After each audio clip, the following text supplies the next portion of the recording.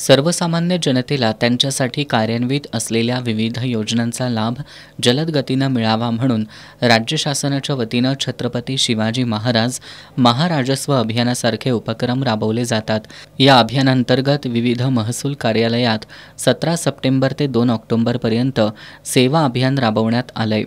या अभियानांतर्गत पन्हाळा आणि शाहूवाडी तालुक्यातील लाभार्थ्यांना त्यांच्या दाखल्यांचं वाटप पन्हाळ्यात करण्यात आलं। यावेळी आमदार विनय कोरे, पन्हाळा शाहूवाडी विभागाचे उपविभागीय अधिकारी समीर शिंगटे, पन्हाळा तहसीलदार माधवी शिंदे, शाहूवाडीचे तहसीलदार गणेश लव्हे यांच्या प्रमुख उपस्थितीत दाखल्याचं वाटप करण्यात आलं। यावेळी बोलताना आमदार विनय कोरे यांनी राज्यातील विविध योजनांमधील प्रलंबित प्रश्न मार्गी लावण्यासाठी छत्रपती शिवाजी महाराज महाराजस्व अभियानासारखे उपक्रम राबवले पाहिजेत असं सांगितलं। या शिबिराअंतर्गत पन्हाळा आणि शाहूवाडी तालुक्यातील 1362 लाभार्थ्यांना दाखले देण्यात आलेत।